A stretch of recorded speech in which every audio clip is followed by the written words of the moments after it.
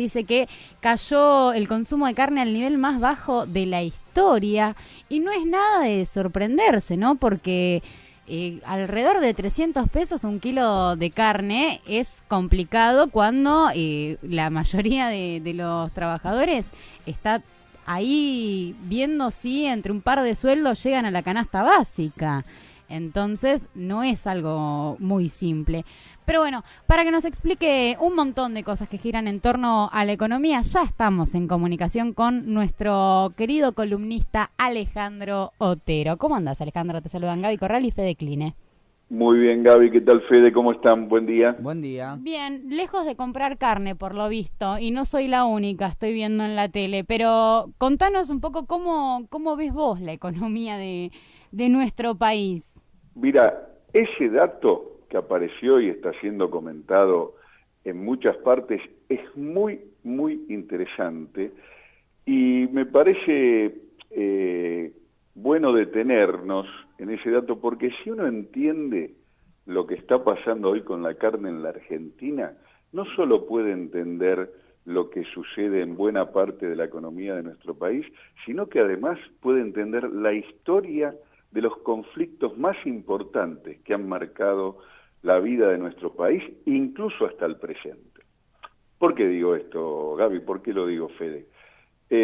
Vos te escuchaba mientras esperaba salir al aire, lo decías con toda claridad.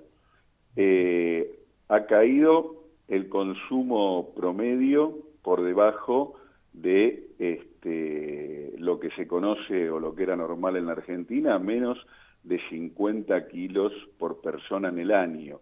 Esto ha tenido, para que nos demos una idea, una caída del orden del 20% en el consumo en los últimos 5 años, de lo que era 5 años atrás. Pero ese dato tiene una contracara. ¿Cuál es la contracara? Que las exportaciones de carne crecieron como nunca. Es decir, no hay consumo o hay menos consumo interno, pero hay mucha más exportación hacia el exterior. La carne, como sabemos, es un bien alimento y puede ser consumida casi en todas partes del mundo, ¿eh? Entonces, pueden venderla en el mercado interno o pueden venderla en el mercado externo. Lo que van a tratar los productores siempre es de tratar de venderla allí donde pueden conseguir los mejores precios, ¿verdad? Uh-huh. Y en ese sentido, el mercado externo, que paga en dólares y que tiene escasez de carne y que se trata de países no productores de carne o que no la pueden producir en condiciones tan de excelencia y de bajo costo como lo puede hacer la Argentina genera enormes diferenciales de rentabilidad para aquellos que logran venderlo al precio en dólares de los mejores mercados. Y por supuesto, para vender en el mercado local, exigen o buscan obtener el mismo precio que en cualquier otra parte del mundo, lo cual constituye un absurdo a todas luces, porque, insisto, en la Argentina los costos de la producción de la carne, los costos de producción del ganado, son en pesos, no en dólares, y no tienen por qué estar dolarizados. Los precios de la carne están dolarizados y registran estos aumentos escandalosos en el último año, que en promedio están en el orden del 80 y pico por ciento, pero que para algunos cortes es de más del 100%, porque sencillamente los productores exigen, entre comillas, es decir, buscan establecer los mismos precios en pesos que los que obtienen en dólares, y dada la diferencial del tipo de cambio, esto encarece el consumo. Entonces, en concreto, ¿qué es lo que vemos? Menos consumo interno, que se explica, como bien vos decías, por un incremento de precios muy importante y no por otra razón. No es que la gente cambió su hábito de consumo, no es que ahora no prefiere la carne vacuna y se ha volcado al pescado, o porque ha habido una campaña que dice que es más nutritivo, más saludable consumir verduras frescas en lugar de carne. No, sencillamente, como los precios son tan altos, no lo puede comprar y entonces obviamente deja ese consumo y trata de sustituirlo en la alimentación, nada menos que en la alimentación, por otras cosas. Algunos lo lograrán, otros no, pero en términos estadísticos se produce esto, esta caída brutal del consumo, producto de un fenomenal incremento de precios. Pero ojo, veamos la contracara. La contracara es que eso que no se consume localmente no se tira ni se desperdicia, para nada, se convierte en fenomenales ganancias de los que exportan carne vacuna que, insisto, muestran los registros más altos en el año anterior y este año de la última década, por lo menos en la Argentina. ¿Se entiende? Es un dato que hay que mirarlo a dos puntas, porque para muchos puede ser una mala noticia, nos privamos de la carne, pero para los que exportan la carne es una muy buena noticia. ¿Se entiende? Claro, porque, a ver, no te la puedo vender acá porque te la quiero vender a precio dólar, y acá el dólar está 45 pesos aproximadamente. Pero te la vendo en otro país donde no tienen ganado, donde no pueden producir como producimos nosotros carne, y a ellos se las vendo en dólar a un precio caro, incluso un precio con todo el coste del traslado, etcétera. Exactamente, Gaby. Y si se entiende esto, voy a lo que decía al principio. Si esto se entendió, si la explicación tuya y mía fue buena y la gente logró entender esto mismo sucede con la mayor parte de la canasta alimenticia de la Argentina, porque la Argentina, a diferencia de otros países, exporta lo que come, la carne, los cereales, la leche, exporta lo que nos constituye nuestra alimentación.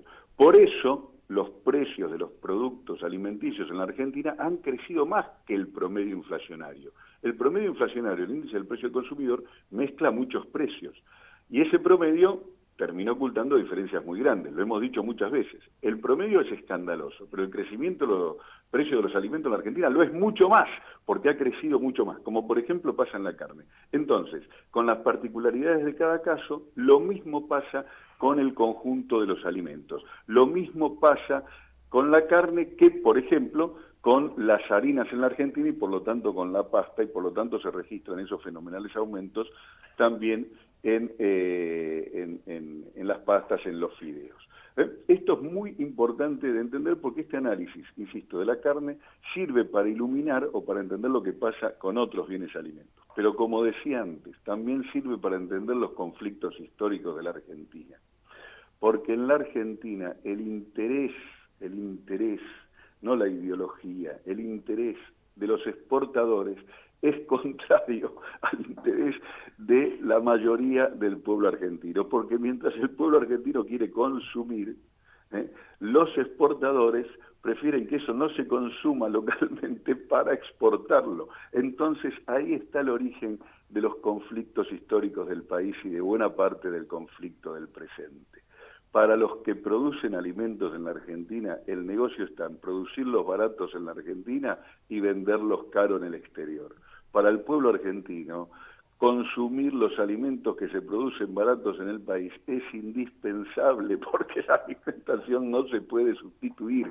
Y esa es la puja permanente histórica en nuestro país que explica por qué los gobiernos liberales y conservadores, como el que tenemos ahora, encarecen el precio de los alimentos y por qué los gobiernos populares históricamente los abaratan y por qué frente a los gobiernos populares los exportadores se paran de mano, tiran piedras, cuestionan y atacan de populistas, demagogos, reguladores, arbitrarios, autoritarios, etcétera, todas las cosas de los cuales los liberales y sus medios propagandísticos acusan a los gobiernos populares porque abaratan el precio de los alimentos, y al abaratarlos crece el consumo interno y entonces se complican las exportaciones. ¿Se entiende? Así funciona una buena parte del conflicto político en la Argentina. ¿Su base cuál es? La base de la disputa por el mercado en el cual vender lo que se produce en principio a buenos costos en la Argentina y podría consumirse a precios accesibles en el país. Claro, eso es bueno para la mayoría, pero malos para aquellos que exportan. ¿Se entiende? Exactamente. Y encima, aparte de que en este caso las mayorías prefieren consumir, hay hoy una nota justamente en Clarín que decía que 203 personas de cada 100.000 habitantes fallecen por mala alimentación, justamente.